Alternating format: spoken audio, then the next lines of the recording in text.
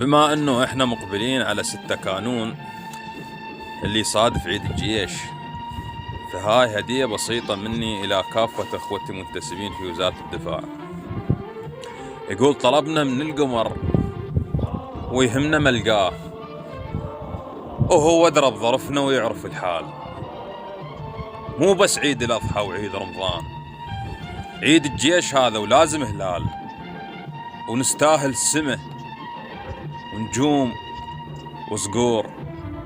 تلوقنا الرتب وعلينا تفصال، وخلصت والمعارك ما تظل دوم، ولا آثارها تظل بس الأفعال. خلصت والفخر للقادة والجيش، وكذب ذاك الحكي بالفيس ينقال.